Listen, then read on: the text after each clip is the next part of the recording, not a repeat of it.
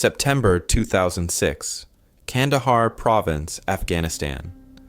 The screens glowed blue in the dark room at Kandahar Airfield.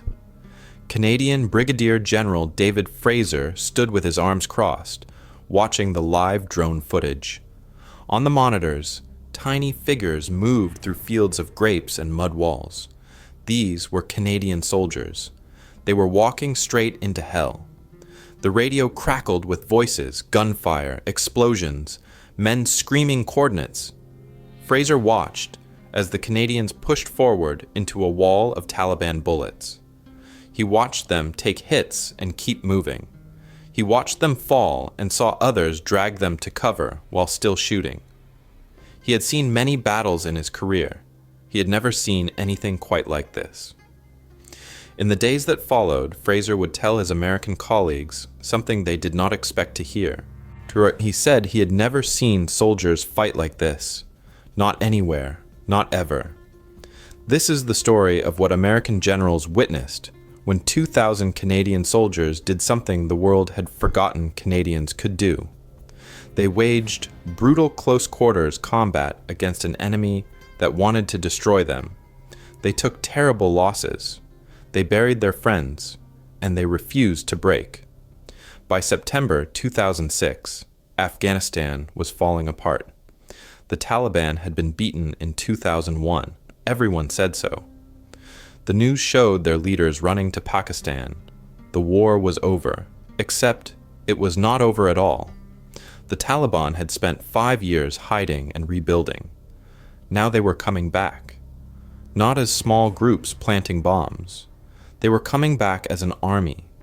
The numbers told a scary story. And Taliban attacks had jumped by 400% since the year before.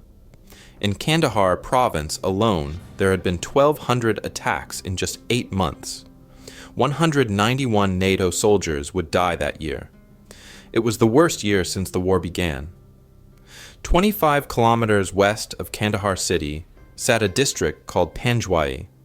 Something very bad was happening there. The Taliban had gathered between 1,500 and 2,000 fighters. They were not hiding in mountains like guerrillas. They were digging into villages and thick mud buildings. They were daring NATO to come and get them. They had picked their ground. They wanted a real battle.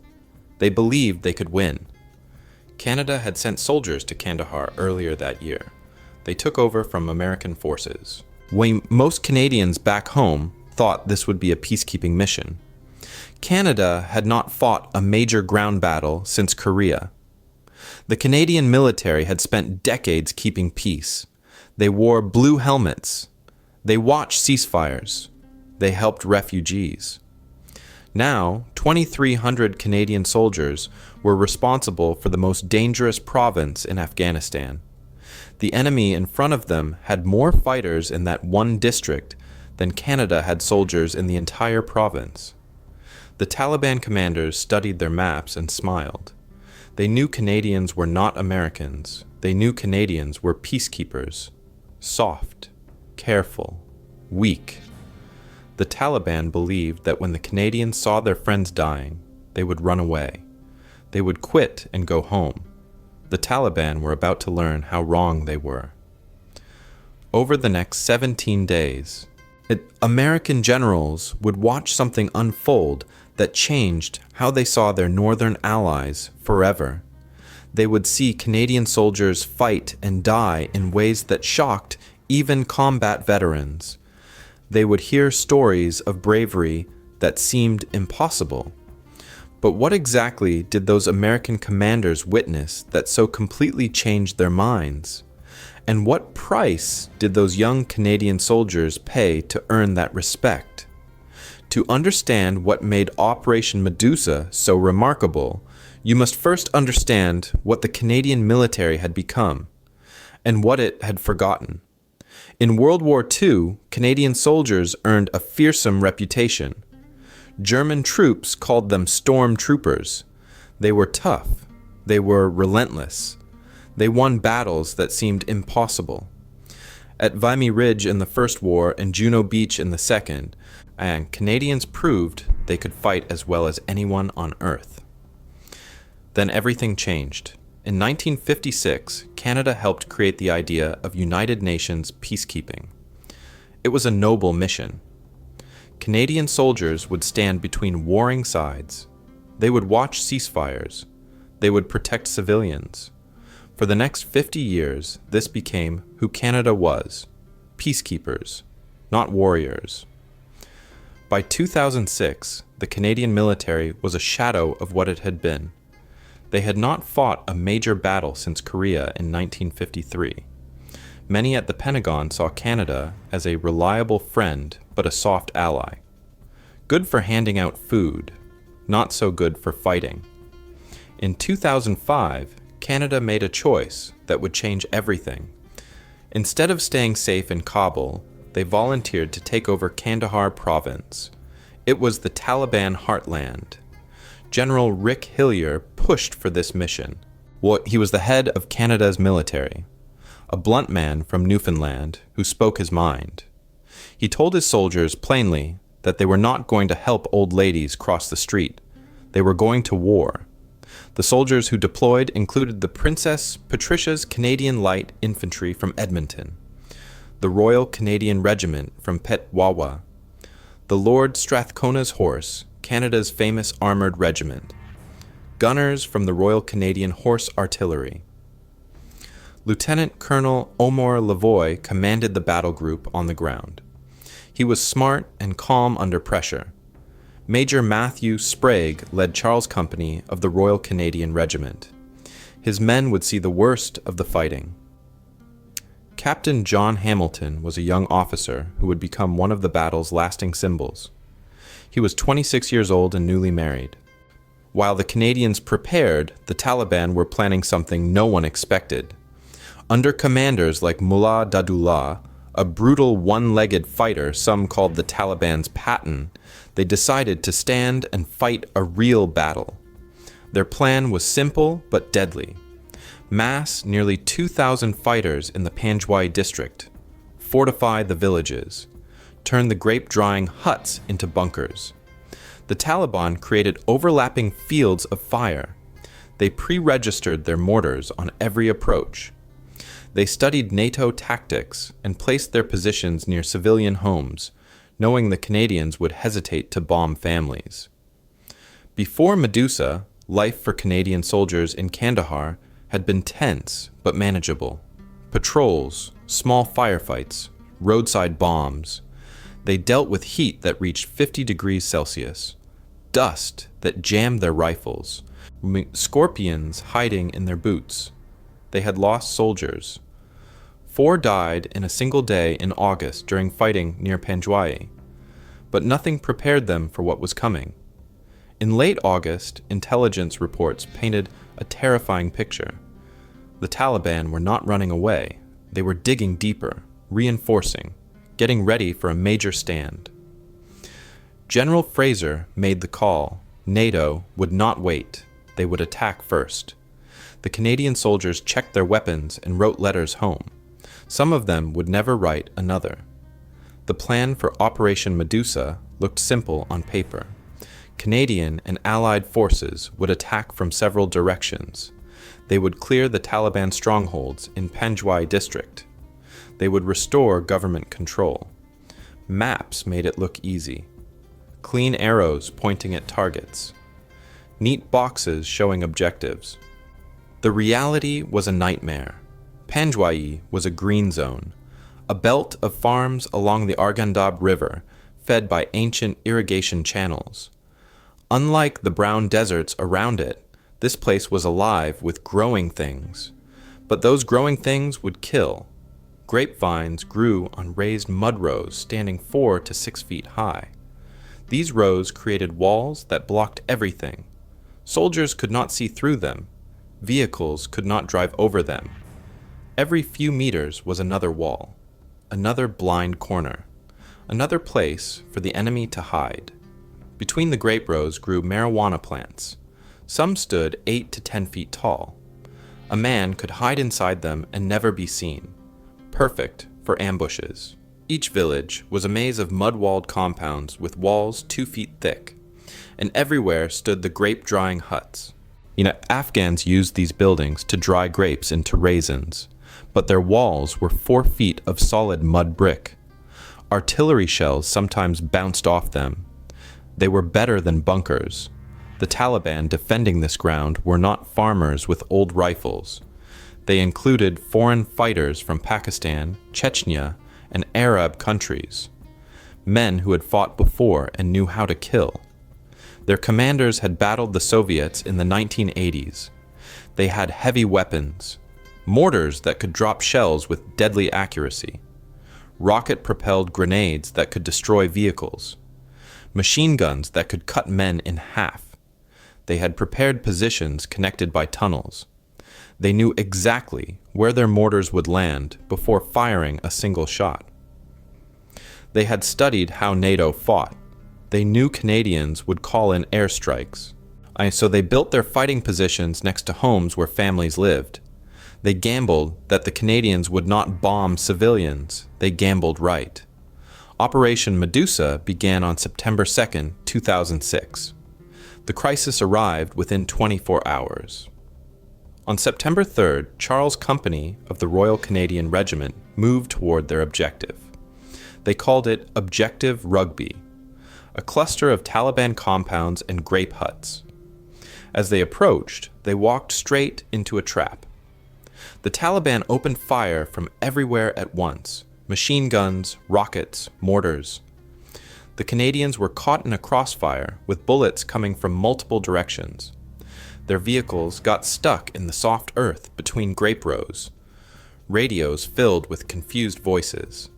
The thick vegetation made it impossible to see where the enemy was shooting from. Sergeant Patrick Tower tried to direct his men. He could not see the Taliban, but the Taliban could see him. Bullets snapped past from every angle. He could not tell his soldiers where to shoot back. Then came the disaster that would haunt everyone who survived. During the chaos, 2 American A-10 attack planes were called in to help. Someone gave them the wrong coordinates. In the early morning darkness of September 4th, the planes opened fire on the Canadian command post. 30-millimeter cannon shells tore through the position. The burst lasted only seconds. Private Mark Anthony Graham died instantly. He was a medic who had been treating wounded soldiers. More soldiers fell around him. More than 30 Canadians were hit. Major Matthew Sprague, the company commander, took shrapnel to his head and chest. In one terrible moment, Charles' company's leadership was shattered. Back at Kandahar airfield, American commanders watched the attack collapse into chaos. Friendly fire casualties, pinned down units. The assault had failed before it truly started. Would the Canadians retreat? Would they quit? Everything hung in the balance. The smoke had barely cleared from the friendly fire disaster when Lieutenant-Colonel Omer Lavoie got on the radio. His voice was steady despite everything that had just happened. His men were bleeding. His officers were down. The attack had ground to a halt. General David Fraser faced a choice. He could pause the operation, pull everyone back, regroup, and try again another day. It was the safe choice, the expected choice. No one would blame him after what had just happened. But Lavoie told him something that changed everything. We can still do this, he said. My soldiers want to finish this. Fraser looked at the young Canadian officers around him. He saw something in their eyes he had not seen in a long time. They were angry, they were grieving, and they wanted to go back in. They wanted to make the Taliban pay for every drop of Canadian blood. The attack would continue. What happened over the next 11 days would reshape how American generals saw Canadian soldiers forever. The Canadians learned fast. Moving through the grape fields in daylight was suicide. Taliban observers sat in high positions watching every move. They directed devastating fire onto anyone who showed themselves. So Canadian commanders made a bold decision. They would attack at night. Canadian soldiers had trained for years using night vision equipment. The Taliban had not. In darkness, the Canadians became ghosts, deadly ghosts. Sergeant Mike Denine led his section through the grape rows at 2 in the morning. They moved so quietly they could hear Taliban fighters talking in the compounds ahead.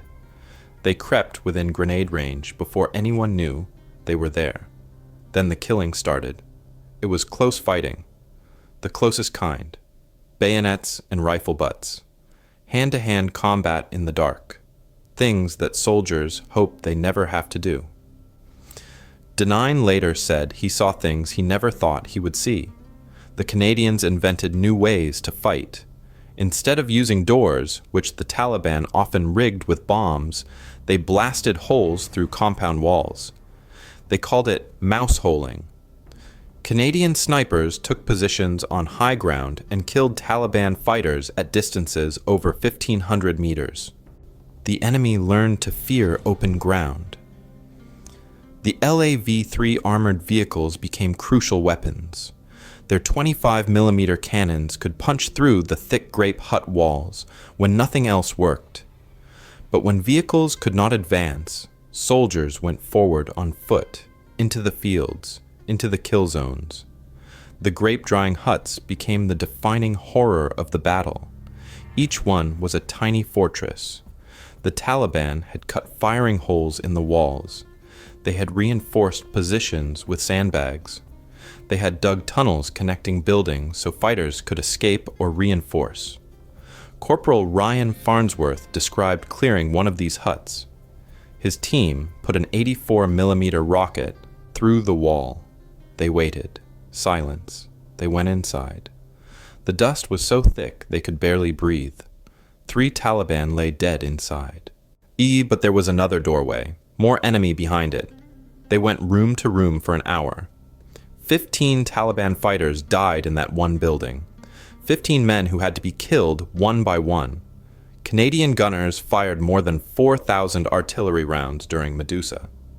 It was the heaviest Canadian bombardment since Korea over 50 years earlier. The big guns rained 155mm shells on Taliban positions day and night. Grape huts collapsed. Bunkers caved in. The ground shook for miles. By September 10th, Canadian casualties were mounting fast. 12 soldiers killed in action, more than 40 wounded. For a small force of about 2,000 soldiers, these numbers were staggering. Then on September 14th, the final Taliban position fell. Canadian and Allied forces overran the last major stronghold near Objective Rugby. Inside, they found ammunition from Iran and China, medical supplies showing the Taliban had suffered massive casualties, documents revealing how much the enemy had prepared, and bodies, hundreds of bodies. The Taliban's conventional army had been destroyed. American officers embedded with the Canadians were stunned. They had expected a professional but careful force. What they witnessed was something else entirely.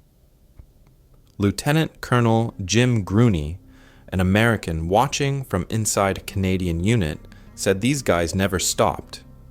They took casualties that would have made other units pause. They did not pause. Officers led from the front. That is not how everyone does it. When the guns finally stopped in Panjwaii, the scale of what happened became painfully clear. The grape fields fell silent. The mortars stopped falling. Smoke drifted over shattered compounds and collapsed grape huts. Now came the terrible work of counting the dead. The toll was devastating. 16 Canadian soldiers would ultimately die when counting the battles before and after Medusa. More than 40 Canadians had been wounded, many of them badly. Some lost limbs, others lost eyes. 5 vehicles lay destroyed or burning in the fields. For a military that had lost only 4 soldiers in Afghanistan during the previous 4 years combined, this was a seismic shock. The earth had shifted under Canadian feet. The Taliban fared far worse. NATO estimated between 500 and 1,000 enemy fighters dead. The true number was impossible to count. Bodies lay in grape huts and irrigation ditches. Mass graves were discovered for weeks afterward. and captured Taliban fighters described entire units wiped out. One enemy commander, who was caught later, made a stunning admission. "We thought we could beat the Canadians because they were not Americans," he said. "We were wrong. They fought like devils." At Kandahar airfield, American officers gathered to speak with Canadian soldiers, returning from the battle. These were men covered in dust and dried blood, men who had not slept in days, men who had watched friends die in their arms. Colonel Steve Williams, deputy commander of the American task force, watched them closely. He saw soldiers who had lost everything still asking when they could go back in. "That is not training," he said. "That is not doctrine. That is character." Major General Benjamin Freakley commanded the American 10th Mountain Division. He flew to meet the Canadian battle group personally. His assessment went into official reports that would be read in the Pentagon. The Canadian soldiers demonstrated aggressive infantry tactics that exceeded expectations, he wrote. "Their willingness to engage the enemy at close range is remarkable for any modern military." Back in Canada, the casualties dominated every newspaper and television screen. Prime Minister Stephen Harper flew to Kandahar just days after the battle ended. He walked among the soldiers, shaking hands, listening to their stories. He was visibly moved by what he heard and saw. "These young men and women have shown the world what Canada is capable of," he said. "They have reminded us that Canadian soldiers are among the finest in the world." But the images of flag-draped coffins traveling down the highway of heroes shook the nation. Arguments broke out over whether the mission was worth the blood being spilled. Even amid the carnage, there were moments that showed the best of human nature. Private Jess Larochelle found a wounded Taliban fighter after his team cleared a compound. The enemy soldier was perhaps 18 years old. He had been shot through both legs and was crying out for his mother. Canadian medics treated him anyway. These were the same medics who had just lost friends to Taliban bullets. They gave the young man morphine for his pain and bandaged his wounds. "That is who we are," Larochelle said later. Canadian forces treated dozens of wounded enemy fighters during and after the battle. Medical teams did not ask which side a bleeding man had fought for. Some Taliban wounded were evacuated by Canadian helicopters to hospitals where surgeons worked to save their lives. Brigadier-General David Fraser gathered his commanders in the days after Medusa ended. His words were recorded in official documents. "What I witnessed was the Canadian soldier doing what Canadian soldiers have always done," he said. "When asked to do the impossible, they find a way. I am humbled to have served with them. And I know our American allies will never again question what Canada brings to a fight." The grape fields of Panjwaii had become sacred ground, watered with blood, marked by sacrifice. The Canadians had proven something that many had forgotten. They could fight, they could win, and they would pay any price to protect their own and finish the mission. Hey, quick pause. Every video I make is about keeping these stories alive. Stories of young Canadians who gave everything and never got to tell their own tale. If you think that matters, hit subscribe. Help me make sure this all will never be forgotten. Now, back to the video. Operation Medusa achieved everything it was supposed to achieve. The Taliban conventional forces were destroyed. They would never again try to hold ground with a massed army. Kandahar city, which had been at risk of falling before the battle, remained in government hands. NATO had proven it could conduct major combat operations far from home. But the impact of those 17 days went far deeper than anyone expected. The Taliban learned a brutal lesson in the grape fields of Panjwaii. Standing and fighting against NATO forces meant death, complete and total destruction. So they changed how they fought. After Medusa, they abandoned conventional warfare entirely. They shifted to roadside bombs and small ambushes. a war of patience designed to bleed NATO slowly until Western countries lost the will to fight. In this way, Medusa was both a great victory and a turning point. It shaped everything that came afterward in the Afghan War. The battle fundamentally changed how American military leaders viewed Canada. General David Fraser, who would later command all coalition forces in Afghanistan, spoke about the Canadians during testimony to the United States Congress. Our Canadian allies have demonstrated extraordinary valor in some of the toughest fighting this coalition has faced, he said. They have earned the respect of every American soldier who has served alongside them. Inside the Pentagon, assessments were written that praised the Canadian performance. These reports noted that Canadian forces showed a capacity for sustained high-intensity combat that exceeded all expectations. The willingness of Canadian infantry to engage in close combat while accepting significant casualties was particularly impressive. American units heading to Kandahar in later years were briefed on Canadian tactics at Medusa. The battle became a case study at American military schools. By the time Canada ended its combat mission in 2011, the numbers told a staggering story. 158 Canadian soldiers died in Afghanistan. Compared to population size, this was a higher death rate than the United States suffered. Canada sent more combat troops relative to its population than almost any NATO ally except Britain and Denmark. Over 2,000 Canadians were wounded, many with injuries that would change their lives forever. Operation Medusa was the first major offensive conducted under full NATO command. Its success proved the alliance could fight real wars far from Europe, but it also exposed problems. Other NATO nations faced pressure to send combat forces rather than staying in safer areas. Germany, France, and Italy were criticized for avoiding the hard fighting. The problem of some nations fighting while others did not became a major political issue. Canada's sacrifice gave it moral authority in these debates. Captured documents and prisoner interrogations revealed how the enemy viewed what had happened.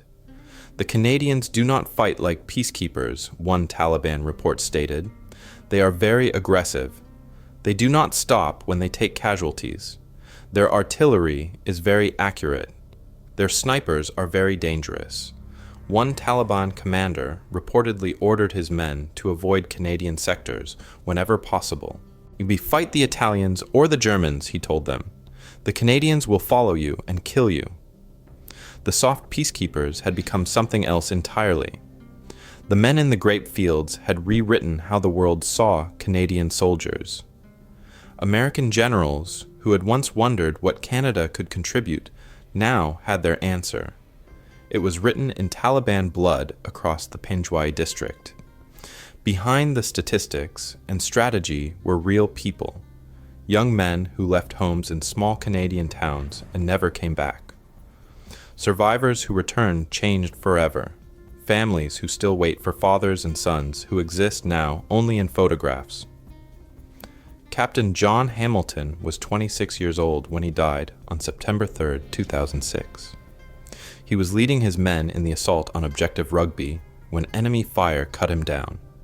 The friendly fire disaster would come the next morning, adding more grief to an already devastating day. He had grown up in Edmonton, the son of a military family. He had been married for less than 2 years. His widow Julie became an advocate for veterans after his death. In an interview years later, she spoke about her husband. "John believed in what he was doing," she said. "He believed Canada had a role to play in making the world safer. I will not let anyone say his death was meaningless. The children in those villages matter. John knew that. Captain Hamilton received the Star of Military Valor after his death. It is Canada's second highest award for bravery." Corporal Anthony Joseph Bonecka was 21 years old. He came from Thunder Bay, Ontario.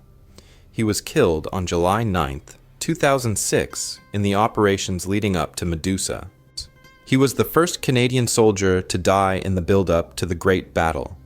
His mother, Patty, traveled to Afghanistan years later to see where her son had served. She walked the same ground he had walked. She felt the same brutal heat. She saw the mud walls and the endless fields. "I needed to understand," she said. "When I walked those fields, I understood. This was a war, a real war." My son died as a warrior. Master Corporal Aaron Doyle served as a sniper during Operation Medusa. The number of enemy fighters he killed was never officially revealed, but fellow soldiers spoke quietly of his deadly skill. Years later, Doyle struggled with the invisible wounds of war. Post-traumatic stress disorder haunted him like a ghost that would not leave. In an interview, he tried to explain what service really meant. "People thank me for my service. Or," he said, "I appreciate that. But they do not know what service means. It means watching friends die. It means taking lives.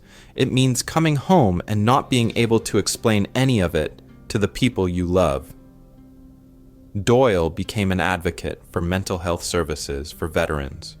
He turned his pain into purpose by helping others who suffered as he did. Sergeant Bill Parsons had joined the Army at 17.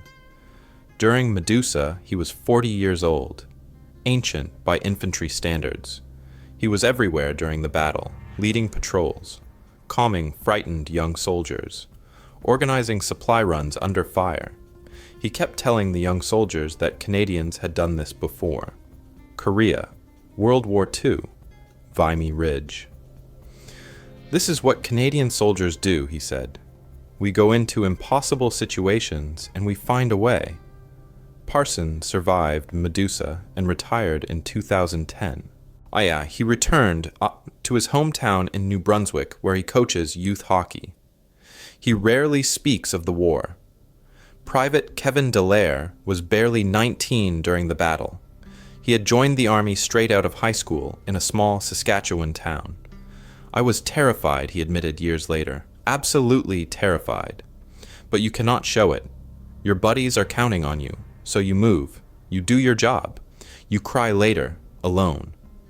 Dallaire was wounded by shrapnel on September 14th, the last day of major combat. He lost partial use of his left hand. Today, he works helping other veterans navigate their return to civilian life. Not all victims wore uniforms. Haji Abdul Rahman was a farmer who fled Panjwaii during the fighting. He returned to find his home destroyed. His crops were gone. Everything he had built lay in ruins. "The Taliban brought war to our village," he said. "The Canadians brought more war to push them out. My home, my crops, gone. But the Taliban would have killed my sons for going to school. The Canadians built the school." His words captured the impossible complexity of the war. There were no simple answers, only hard choices written in blood and dust.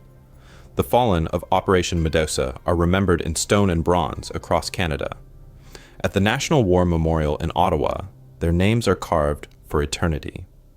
The Afghanistan Memorial Vigil travels the country, carrying photographs of each of the 158 Canadians who died in the war.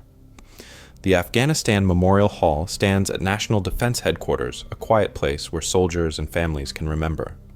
The Highway of Heroes stretches across Ontario. It renamed to honor the route that carried so many flag-draped coffins home. In Kandahar, little physical trace of the battle remains. The grape fields have regrown. The mud-walled compounds were rebuilt by families who returned when the fighting stopped. Life continued in Panjwaii for 15 years. Then, in 2021, the Taliban returned. They took back the province without a fight. They took back the country. Everything the Canadians had fought and died for seemed to vanish like morning mist. Operation Medusa changed how the Canadian forces trained and fought. The lessons, paid for in blood, transformed equipment, tactics, and doctrine. Mental health resources increased, though soldiers would say never enough. The battle is still studied at Canadian Forces College as a model of how to adapt under fire. American war colleges teach it too. But the lessons carved into doctrine among the Grape Huts still matter to soldiers who were not yet born when the battle was fought. For Canada, Operation Medusa marked a turning point that remains contested. Some Canadians embraced the rediscovery of their military heritage. Books and documentaries celebrated the soldiers of Kandahar. The phrase, "we are not just peacekeepers," became common. Pride in the military grew in ways not seen since World War II. Others questioned the cost. 158 dead. Over 2,000 wounded. For what? The Taliban won in the end. They rule Afghanistan again. Girls cannot go to school. The government. The Canadians died. Protecting no longer exists. Colonel Ian Hope commanded the Canadian battle group before Medusa. He watched many of his soldiers die in the months leading up to the Great Battle. Years later, he offered his judgment. History will judge Afghanistan harshly, he said. But history should not judge those soldiers. They did everything asked of them and more. They showed that Canada still produces warriors. That matters, even if politicians squander their sacrifices. What did American generals say when they saw Canadian soldiers fight? The answers came in hundreds of statements over the years. General Stanley McChrystal led special operations and later commanded all coalition forces. "I have served with soldiers from dozens of nations," he said.